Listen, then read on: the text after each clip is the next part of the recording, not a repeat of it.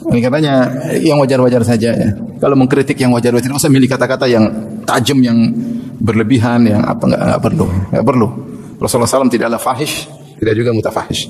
Tidak mengucapkan kata-kata yang berlebihan dan juga tidak menyengaja untuk mengucapkan kata-kata yang seperti itu. Wa kana yaqul, dan Rasulullah SAW berkata, "Inna min khiyarikum ahsanakum akhlaqan." Sungguhnya yang di antara yang terbaik di antara kalian adalah yang paling baik akhlaknya. Muttafaqun alaih. Ya. Ini dalil bahwasanya di antara cara menggapai al-khairiyah, keterbaikan di sisi Allah adalah dengan akhlak yang terbaik, dengan akhlak yang terbaik.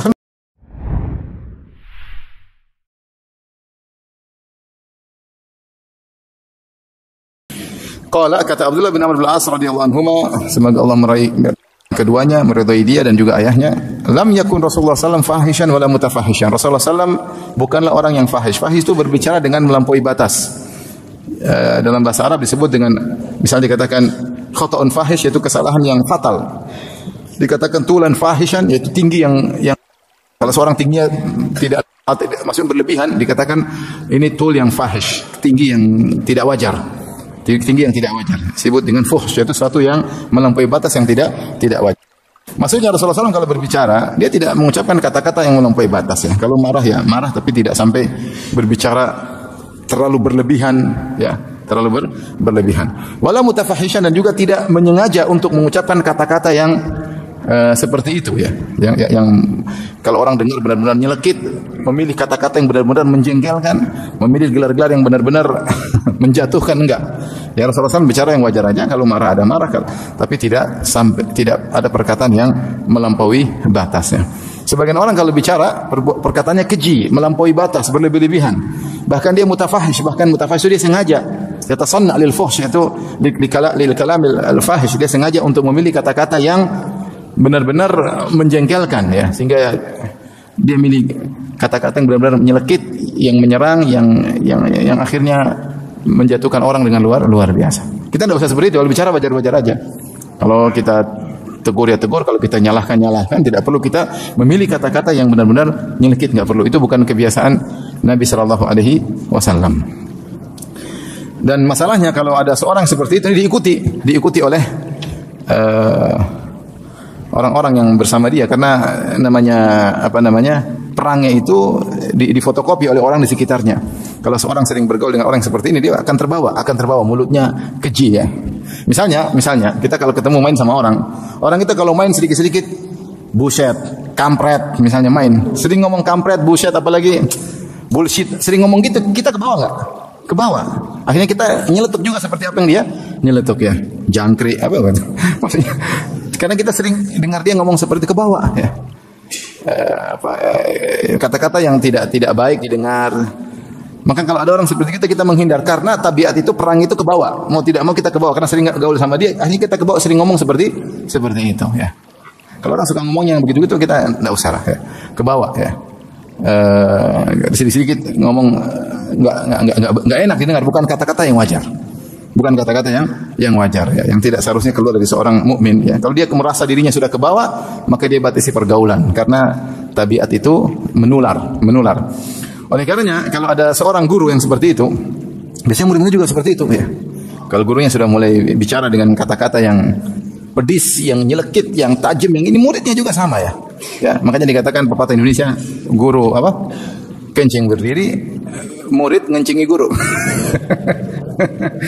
Lama-lama gurunya dikencingin juga sama dia ya. Oleh karenanya yang wajar-wajar saja ya. Kalau mengkritik yang wajar-wajar, tidak usah milih kata-kata yang tajam, yang berlebihan, yang enggak perlu. Rasulullah SAW tidaklah fahish, tidak juga mutafahish. Tidak mengucapkan kata-kata yang berlebihan dan juga tidak menyengaja untuk mengucapkan kata-kata yang seperti itu. Wa kana yaqul, dan Rasulullah SAW berkata, "Inna min khiyarikum ahsanakum akhlaqan." Sungguhnya yang di antara yang terbaik di antara kalian adalah yang paling baik akhlaknya. Muttafaqun alaih ya. Ini dalil bahwasanya di antara cara menggapai al-khairiyah, keterbaikan di sisi Allah adalah dengan akhlak yang terbaik, dengan akhlak yang terbaik. Akhlak terbaik secara umum terkumpul pada 3 perkara. Apa definisi akhlak yang baik? Banyak definisi, di antaranya perkataan sebagian salaf, yaitu badlun nada wa kafful adha wa talaqatul wajhi. Namanya akhlak mulia itu tiga: mudah untuk membantu, tidak mengganggu orang lain, dan murah senyum. Ya, murah senyum insyaallah bisa. Ya, suka membantu agak susah. Jadi tiga, akhlak mulia itu tiga. Badlun nada, suka membantu, bahkan senang membantu orang, sudah menjadi apa? Perangai dia, suka membantu orang lain. Kaful ada, tidak mau ganggu orang, tidak mau ganggu orang, tidak dengan tulisan, tidak dengan perkataan, tidak dengan isyarat, tidak dengan status, dia ingin mengganggu orang. Tapi bukan berarti tidak mengganggu orang, tidak beramar ma'ruf nahi munkar, tetap beramar nahi munkar, tetapi tidak ingin mengganggu orang yang tidak ada kepentingan, ngapain ganggu orang ya. Ya. Kemudian talaqatul wajhi, murah untuk tersenyumnya. Siapa yang terkumpul pada dirinya ini dia lakukan karena Allah, berarti dia seorang yang berakhlak apa? Mulia. Ya. Ya. Mudah, ringan tangan, mudah membantu orang, tidak pernah ganggu orang lain, murah senyum. Maka inilah orang yang akhlaknya terbaik. Jika dia memiliki akhlak terbaik, maka dia akan meraih al-khairiyah, keterbaikan di sisi Allah Subhanahu wa taala. Baik. Hadis berikutnya, wa Nabi Darda radhiyallahu anhu, dari Abu Darda radhiyallahu anhu, anna Nabi sallallahu alaihi wasallam qala, bahwasanya Rasulullah sallallahu bersabda. Jadi saya singgung tadi Al-As bin Wa'il. Jadi Amr bin As ini pernah ingin menunaikan nazar bapaknya. Jadi Al-As bin Wa'il As-Sahmi punya nazar, dia ingin menyembelih 100 ekor onta kalau tidak salah. Kemudian dia meninggal belum sempat menunaikan nazar, tapi dia meninggal musyrik. Maka Amr bin As datang kepada Nabi, dia mengatakan, sungguhnya ayahku pernah bernazar menyembelih 100 ekor onta, sementara saudaraku sudah menyelesaikan 50. Bolehkah saya selesaikan 50-nya lagi? Karena kata Nabi SAW, amma abuka law kana aqarra bitauhid lanafa'ahu dzalik. Adapun ayahmu, seandainya dia mengakui tauhid, seandainya dia meninggal dalam kondisi Islam, tentu bermanfaat kalau kau tunaikan nazarnya. Tapi dia meninggal dalam kondisi apa? Musyrik. Maka tidak ada faedahnya. Ya. Sehingga ayah mereka tidak meninggal dalam kondisi musyrik. Tapi hadis berikutnya dari Abu Darda radhiyallahu anhu, Nabi sallallahu alaihi wasallam qala, Nabi sallallahu alaihi wasallam bersabda, "Ma min syai'in athqalu fi mizanil mu'min yaumal qiyamati min husnil khuluq, wa inna Allaha yubghidhu al-fahisha al-badhi." Tidak sesuatu pun yang lebih berat di timbangan seorang mukmin pada hari kiamat seperti akhlak yang mulia. Dan sungguhnya Allah membenci seorang yang al-fahish, yang kalau berbicara berlebih-lebihan, al-badhi yang kotor, yang kotor mulutnya, Maka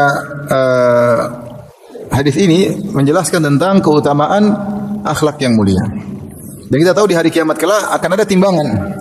Wa nadha'ul mawazinal qisṭa li yaumil qiyamah fala tuzlamu nafsun syai'a. Wa in kana mithqala habatin min khardalin ataina biha wa kafa bina hasibin. Kata Allah Subhanahu wa taala, kami akan meletakkan mizan, timbangan yang adil ya dan detail. Timbangan yang Allah letakkan pada hari kiamat adil dan detail. Mawazinal qisṭ, adil, dan tidak ada satu amal sedikit pun kecuali akan dihadirkan. Sehingga timbangan di hari kiamat, mizan punya dua sifat, dia adil dan dia detail. Dan ada timbangan yang diletakkan amalan kebajikan dan ada timbangan untuk diletakkan amal maksiat. Kemudian ditimbanglah amal seseorang. Maka di antara hal atau amal soleh yang mempermudah timbangan menjadi sangat berat adalah akhlak yang mulia. Di sini Rasulullah SAW berkata, tidak ada yang lebih berat daripada akhlak yang mulia jika diletakkan di timbangan. Tentunya ada yang sama, mungkin setara. Tapi ini berkata tidak ada yang lebih berat. Mungkin yang seimbang ada. Tapi yang lebih berat daripada akhlak tidak ada. Sebenarnya lama menafsirkan maksudnya di luar tauhid, di luar keimanan. Adalah amal-amal saleh ya. Di luar daripada tauhid dan keimanan, karena tentunya tauhid tidak ada yang mengalahkannya beratnya ya. Seperti hadis sahibul bitaqah yang ma'ruf, yang seorang memiliki kartu bitaqah kemudian ditimbang sangat berat. Maksudnya terkait dengan amal-amal selain tauhid dan keimanan, maka yang di antara yang sangat berat dan tidak ada yang mengunggulinya adalah akhlak yang mulia. Maka di sini menyadarkan kita dan mengingatkan kita bahwasanya bahwasanya yang ditimbang pada hari kiamat bukan cuma amal ibadat yang seperti baca Quran, salat malam, bukan cuma itu, berzikir, itu juga amal soleh luar biasa. Tetapi di antara yang sangat berat adalah akhlak yang mulia, murah senyum, memaafkan orang lain, membantu orang lain, husnudzon sama orang lain, dan akhlak-akhlak seperti itu ya, menyambung silaturahmi, ya, akhlak-akhlak yang mulia, baik sama tetangga, baik sama kawan, ya, baik sama siapa saja, ya ini bertutur kata yang baik, ya, tidak menyakitkan hati orang lain, kalau ngomong tidak nyelekit, ya, ini ternyata sangat berat timbangannya pada hari kiamat kelak. Akhlak terhadap istri, akhlak terhadap anak, istri terhadap suami, ya, terhadap orang tua, ya, akhlak interaksi terhadap orang sekitar kita, maka ini pahalanya sangat besar. Oleh karenanya Syekh Sa'di rahimahullah dalam kitabnya Husnul Khuluq menyebutkan bahwasanya akhlak mulia ini luar biasa, mendatangkan pahala sangat besar. Di antaranya kenapa? Karena jika seorang sudah berakhlak mulia, maka setiap interaksinya dia akan dapat pahala. Menuju ke situ memang enggak mudah. Bagaimana seorang bisa mencapai derajat akhlak yang mulia? Tapi kalau dia sudah sampai derajat akhlak yang mulia, dia selalu dapat pahala. Karena kita dalam kehidupan ini kebanyakan interaksi dengan manusia lain, ya enggak? Kita interaksi dengan bos kita, interaksi dengan anak buah kita, interaksi dengan pegawai kita, interaksi dengan konsumen, dengan customer, interaksi dengan teman di masjid, interaksi dengan guru, interaksi dengan murid, interaksi dengan istri, interaksi dengan anak-anak, interaksi dengan tetangga. Jadi kehidupan kita kebanyakan interaksi. Nah, kalau seorang memiliki akhlak yang mulia, setiap interaksi dia dapat apa? Pahala. Kalau kita timbang dengan, kita bandingkan, kita compare dengan waktu kita untuk baca Quran sedikit. Kita baca Quran enggak lama. Kita sholat juga tidak lama. Kita bangun malam juga tidak lama. Kita berzikir juga tidak lama. Kebanyakan kita adalah untuk apa? Interaksi. Maka ini di antara dalil yang sangat kuat menunjukkan bahwasanya akhlak mulia itu luar biasa efeknya pada hari kiamat kelak. Karena kehidupan kita kebanyakan adalah interaksi. Kalau seorang orang yang mudah, layyin, sahal, mudah, lembut, tidak memberatin orang, enak diajak ngomong, ya, maka dia interaksi dengan siapa saja menyenangkan orang. Istrinya dia menyenangkan istrinya, menyenangkan anaknya, menyenangkan tetangganya, kehadirannya selalu ditunggu-tunggu, ya. Menyenangkan kerabatnya. Di grup selalu ditunggu komentarnya. Tapi coba kalau pelit, kasar, sombong, wis, kapan matinya kata orang. Enggak mati-mati. Orang tidak suka ketemu dengan dia, ya. Kehadirannya selalu tidak diharapkan. Ketiadaannya selalu diharapkan, ya. Oleh karenanya seorang selain fokus, kita tentu seperti saya katakan akhlak kepada Allah, akhlak kepada manusia. Dua-duanya kita perhatikan. Dua-duanya penting, enggak ada yang semuanya penting. Nah, kita harus berjuang untuk berakhlak mulia karena hidup kita rata-rata adalah interaksi. Interaksi dengan istri, interaksi dengan anak, interaksi dengan tetangga, interaksi dengan satpam, interaksi dengan supir, interaksi dengan pembantu, interaksi dengan kawan di masjid, interaksi dengan teman main olahraga, interaksi dengan pegawai, interaksi dengan bos, interaksi dengan customer, interaksi, hidupnya interaksi. Nah, kalau selalu kita berakhlak mulia, maka selama waktu bergulir, maka argo pahala selalu mengalir. Namun untuk mencapai akhlak mulia butuh perjuangan. Tidak mudah. Kemudian Rasulullah SAW bersabda, wa inna Allaha yubghidul fahishal badhi. Sesungguhnya Allah membenci orang yang berbicara berlebih-lebihan. Kalau kita dengan orang bicara, memang dia orator. Kalau bicara, tapi kalau bikin pernyataan terlalu berlebih-lebihan, orator. Memang orang senang, enak, ya. Tapi tidak benar seperti itu. Islam tidak mengajarkan demikian. Ya. Tidak mengajarkan demikian, ya. Pilih kata-kata yang membuat gejolak, pilih kata-kata yang buat menggelegar, ngapain? Biasa saja, ya. Biasa saja. Enggak usah berlebih-lebihan dalam berbicara, ya. Kita boleh menilai, boleh, tapi tidak usah berlebih-lebihan. Namanya al-fuhsh. Kata-kata yang berlebih-lebihan. Apalagi selain berlebih-lebihan, ternyata al-badhi, kotor, ya. Kata-katanya apa? Kotor, ya. Kata-katanya kotor. Sebenarnya orang sedikit-sedikit salah langsung ngumpat. Sedikit apa? Ngumpat, ya. Kalau di Jakarta, mohon maaf, apa model-model umpatan? Gue bukan orang Jakarta misalnya. Gue orang Papua. Papua beda lagi. Kalau Jakarta, kata-kata yang nggak enak didengar apa misalnya? Saya nggak bilang antum kan sering dengar. Saya nggak dengar antum sering ngomong, ya. Apa di antaranya Pak Jakarta? Ya biar dihindari. Apa? Misalnya apa? Hah? Bangkai. Nggak ngomong bangkai ngapain? Itu diucapkan kapan? Terus bilang orang bangkai. Innalillahi. Itu terlalu sangar itu.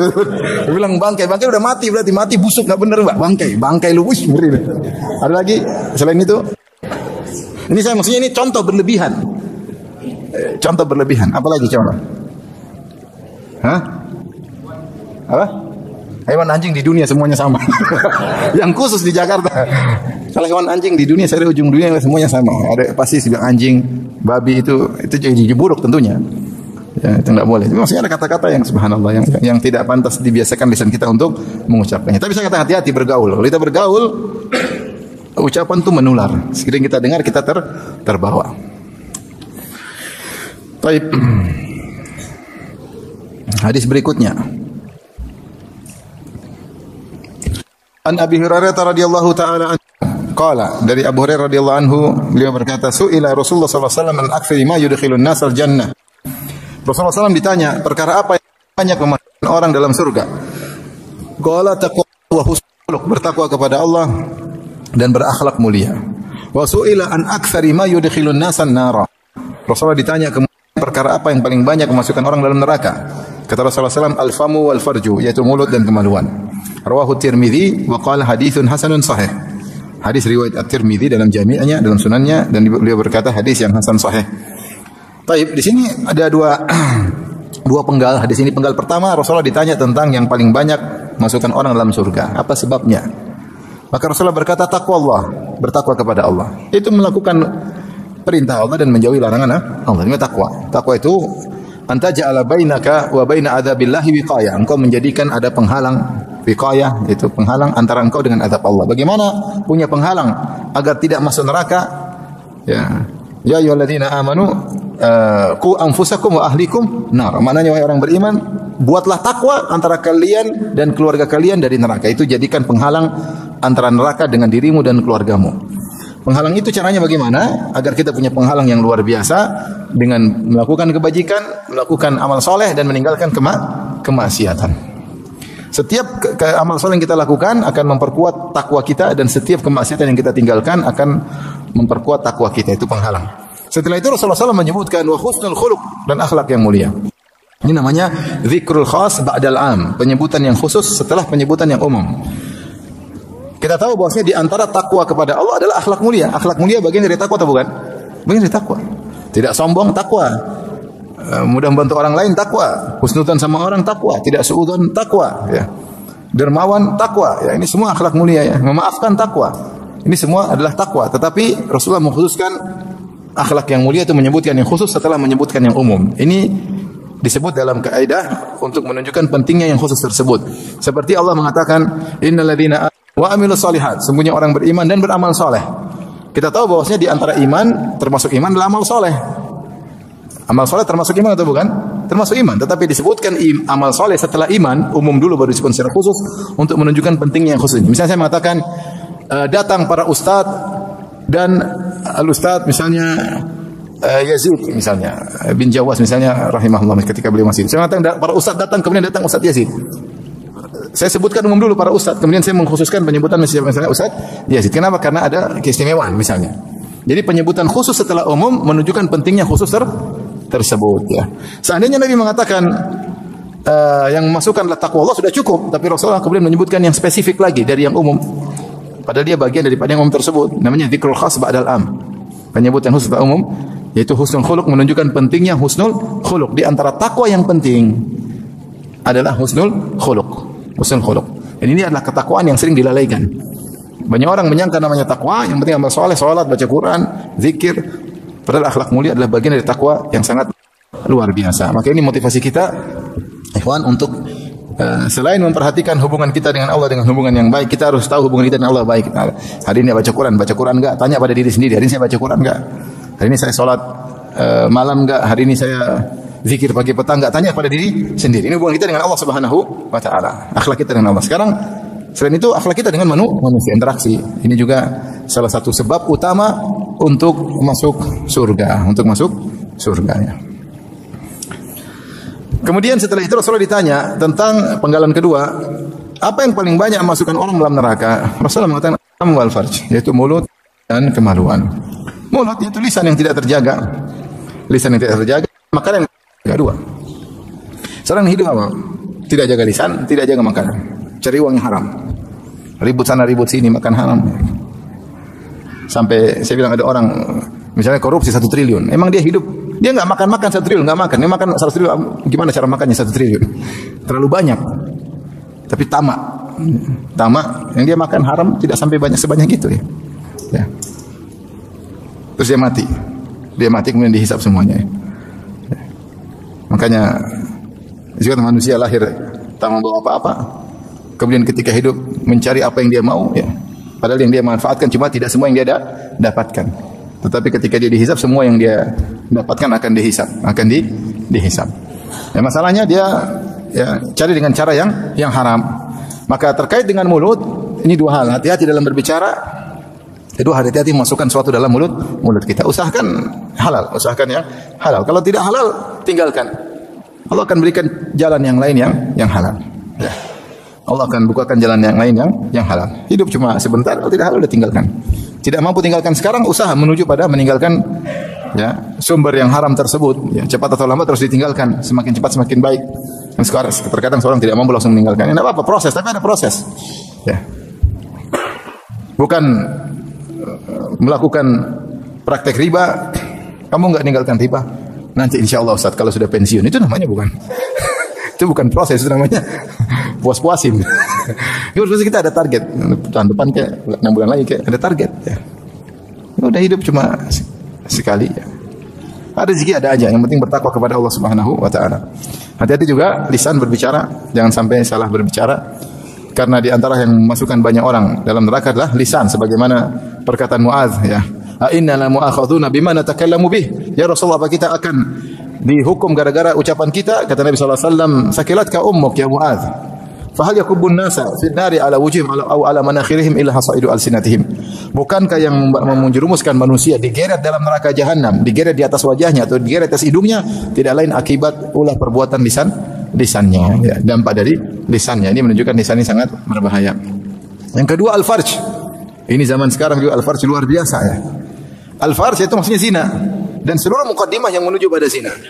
Rasulullah SAW bersabda, Kataballahu li bani Adam hadzahu minaz zina mudriku dzalika la mahala. Sungguhnya Allah menetapkan bagian zina kepada anak Adam, dia akan kecipratan dan tidak bisa dia hindari.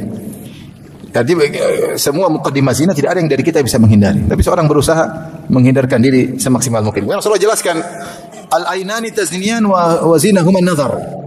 Mata berzina dan zinanya memandang. Mana memandang yang haram untuk dilihat, memandang lawan jenis yang menimbulkan syahwat, itu namanya zina mata. Zina mata, melihat wanita terbuka auratnya, melihat wanita seksi tubuhnya di medsos, itu zina mata. Zina mata. Rasulullah mengatakan sebab paling banyak manusia masuk neraka di antaranya al-farj. Ya, kemaluan, ya, itu kemaluan zina itu inti daripada zina, dan ada mukadimah juga yang berbahaya ya. Kemudian kata Rasulullah SAW, wal udhunani tazniyan wa zinahuma al-istima'. Bahwasanya telinga juga berzina dan zinanya adalah mendengar rayuan-rayuan, mendengar musik-musikan yang menimbulkan bergejolaknya syahwat, ya, menimbulkan khayalan-khayalan bagi jomblo dan jomblowati, mikir macam-macam kerinduan, cinta apa tentang keindahan-keindahan maksiat ya. Dari mendengar atau rayuan-rayuan, dengar. Kemudian tangan juga berzina dengan sentuhan-sentuhan, ya, kaki berzina menuju tempat berzinahan ya. Pembicaraan berzina, kata-kata yang merayu ya. Terakhir kata Nabi sallallahu alaihi wasallam, wal farju yusaddiqu dzalika aw yukadzibu. Tinggal kemaluan, melanjutkan atau berhenti.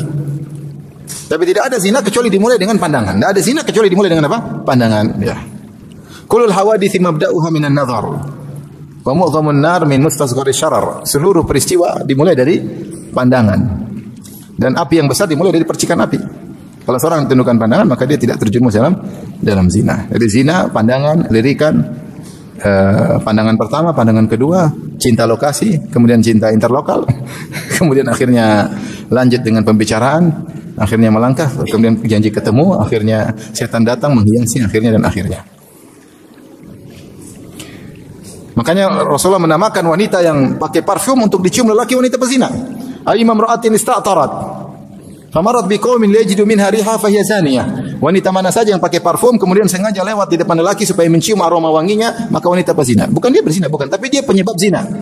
Kenapa? Dengan parfumnya tersebut membuat gejolak syahwat. Maka Rasulullah bilang dia pezina. Maksudnya dia salah satu sebab terjadinya apa? Zina. Ini saja baru parfum, bagaimana yang buka aurat? Ini mungkin pakai jilbab, pakai parfum, jadi Rasulullah bilang berzina. Bagaimana kalau buka aurat, terbuka aurat, kemudian menampilkan keindahan tubuhnya? Ini lebih lagi cepat membuat syahwat bergejolak. Dan betapa banyak orang binasa gara-gara ini. Bukan Rasulullah mengatakan sinfani min ahlin nar lam arahuma. Dua kelompok manusia yang masuk neraka dan sekarang saya belum lihat.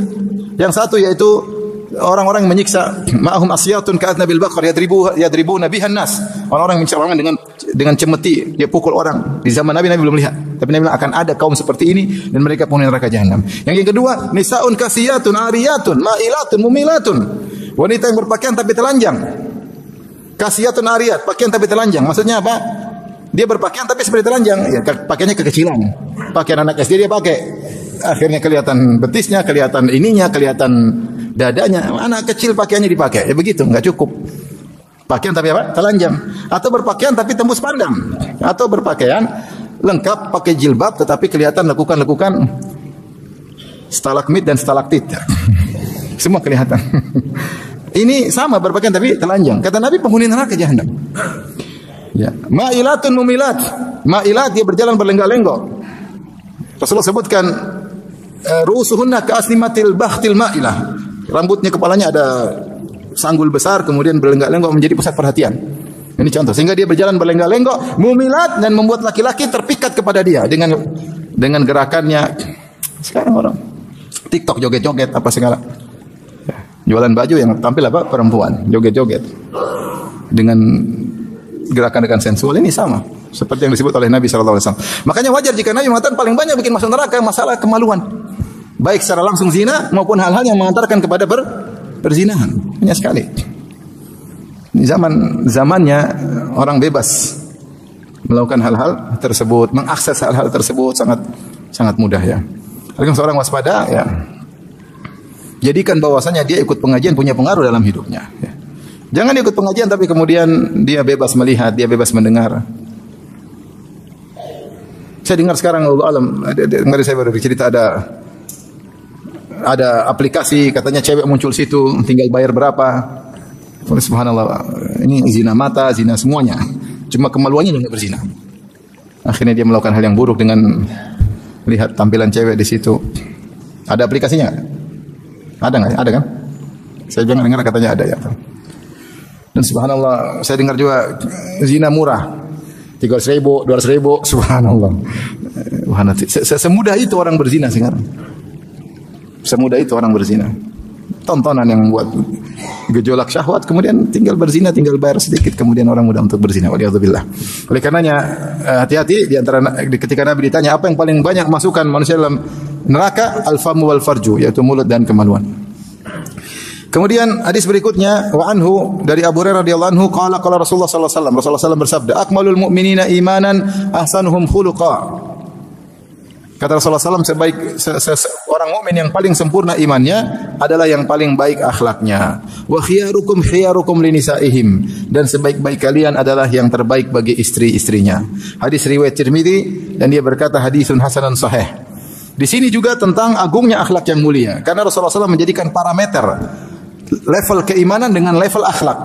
Level keimanan berbanding lurus dengan level akhlak. Kata Nabi SAW, akmalul mu'minina imanan ahsanuhum khuluqa. Orang yang paling imannya levelnya paling tinggi adalah yang paling level akhlaknya yang paling baik.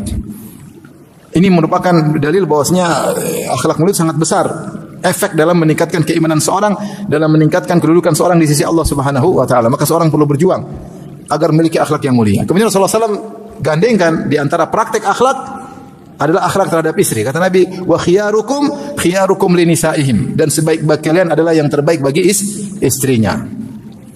Dan Rasulullah SAW mengatakan khairukum khairukum li ahli wa ana khairukum li ahli. Sebaik-baik kalian yang terbaik bagi istri dan aku adalah suami yang terbaik. Timbul pertanyaan, kenapa syariat menjadikan terbaiknya seorang di sisi Allah dengan terbaik kepada istrinya? Karena akhlak sesungguhnya adalah akhlak seorang terhadap istrinya. Kalau akhlak sama teman sejawat, apalagi sama yang lebih kaya, apalagi mungkin seorang bisa bersandiwara karena ketemu dengan mereka cuma sekali-sekali. Tidak ketahuan aslinya. Tapi kalau sama istri pasti ketahuan aslinya, ya enggak? Apalagi wanita lemah. Maksudnya kalau seorang laki ingin zalimi istri itu sangat mudah. Kalau yang berbuat buruk sama istri sangat mudah. Ketika dia berbuat buruk sama istri, kata-kata kasar, dia menghina, enggak ada yang lihat. Enggak ada yang lihat. Kecuali pakai live sama istrinya ya, mungkin ngamuk dia malu, pasti indah-indah senyum. Kalau jalan gandeng bikin konten, tapi di rumah dia ngamuk-ngamuk. Maksud saya kalau dalam rumah enggak ada yang tahu. Sehingga ketika dia berakhlak buruk dia bebas aja karena enggak ada yang tahu. Yang kedua, wanita lemah, mudah tinggal digampar. Macam-macam, pulang sana ke rumah orang tua, selesai. Orang tua sudah mati, sudah mati, sudah enggak ada rumah lagi ya, sudah sini aja kalau gitu. Maksud saya, sehingga kenapa dijadikan barometer akhlak terbaik bagi istri, menjadikan seorang terbaik di sisi Allah? Pertama, itulah akhlak dia yang sesungguhnya. Kedua, dia berhadapan dengan seorang sosok yang lemah, ya, yang dia bisa lakukan seenaknya semena-mena terhadap orang tersebut itu adalah wanita. Maka ketika ternyata dia di rumah akhlaknya baik, menunjukkan memang orang ini sejatinya aslinya memang akhlaknya indah. Dan ini sebagai peringatan bagi kita dalam skala prioritas. Kita lebih utama berakhlak baik kepada istri daripada kepada orang lain. Karena jadi parameter akhlak kita dengan istri. Jangan kebalik. Banyak orang sama temannya luar biasa, akhlaknya mulia, tapi sama pasangannya akhlaknya buruk. Ini laki-laki maupun perempuan. Sebagai laki-laki Masya Allah sama teman-temannya baik, ngobrol lama, kasih waktu, mau korban waktu. Sama istrinya dia nggak mau korban waktu, sok sibuk ya, nggak mau ngobrol sama istrinya. Ya, tapi sama teman-temannya luar biasa. Ada waktu, ada pengorbanan, ada. Insya Allah pergi jauh-jauh nemani kawan-kawannya, tapi sama istrinya nggak ada waktu. Ini salah besar ya. Kalau sama kawan-kawannya perkataan selalu menyenangkan, candaan sama teman-temannya, sama istri nggak ada bercanda sama sekali. Ya, istilah sekedarnya, tidak diperhatikan perasaannya. Sama perempuan juga begitu, sama temannya Masya Allah, barakallahu fiik kalau telepon, barakallahu fiik, ahsanallahu ilaik, tapi sama suami nggak ada barakallahu fiik, nggak ada ahsanallahu ilaik, nggak ada, jazakallah khair nggak pernah terucap, nggak ada. Kalau sama teman-temannya, jazakillah khairan ukhti, ahsanallahu ilaiki, Masya Allah, bahasa Arabnya kental. Ya, kalau sama suami nggak ada gitu-gituan ya. Mas, ini loh, ini mas, aduh luar biasa. Jadi kalau kita ternyata baik sama istri, kemudian istri kita ditanya sama orang, suami bagaimana? Masya Allah suami saya, Masya Allah luar biasa. Insya Allah penghuni surga, Insya Allah. Makanya saya sering sampaikan bagaimana para sahabiat ya. Sampai Ummu Salamah radhiyallahu anha ketika suaminya Abu Salamah meninggal, dia sampai mau berdoa, gantikanlah aku lebih baik, dia sampai tidak bisa mengucapkan, sampai dia tunda pengucapannya. Wa akhlif li khairan minha, ya Allah gantikanlah aku dengan yang lebih baik. Kemudian dia berkata, dia bergumam dalam dirinya, ayul muslimin khairu min Abi Salamah. Laki-laki mana yang lebih baik daripada suamiku? Jadi dia benar-benar merasakan suaminya sangat baik. Sampai ketika Nabi melamar dia bilang, ya Rasulullah, saya sudah tua, anak saya banyak, dan saya pencemburu. Benar mau nikah sama saya? Kata Rasulullah, tetap ya, kau tua, saya lebih tua, kata Nabi SAW. Kau punya anak, saya ngurus. Kau pencemburu, saya doain, kau tidak cemburu lagi. Akhirnya Rasulullah nikahi. Tapi mau saya, ketika dia mau nikah dengan Nabi pun, ketika mau berdoa, dia masih pikir, siapa yang lebih baik daripada suamiku? Abu Salamah. Kenapa? Saking baiknya Abu Salamah. Makanya kalau bapak-bapak, istrinya ditanya, gimana suami anti? Terus istri antum bilang, Masya Allah suami saya luar biasa. Siapa yang lebih baik dari suamiku? Wah, langsung surga insya Allah itu. Surga insya Allah. Insya Allah. Tapi kalau suami bagaimana? Waduh amit-amit. Masya Allah luar biasa. Apa yang tersembunyi lebih dahsyat daripada yang terlihat. Aduh. Ini aduh bahaya. Kisah menakjubkan Na'ilah bintul Farafisah, wanita cantik luar biasa. Saking cantiknya dia terlihat di giginya ada celah, dan itu kecantikan wanita Arab ketika itu. Sampai orang-orang kalau lihat giginya, dia kalau tersenyum memuji giginya. Mulailah orang dengar kecantikannya ketika suaminya Utsman bin Affan, padahal usia dengan Utsman jauh. Utsman tua, dia masih muda.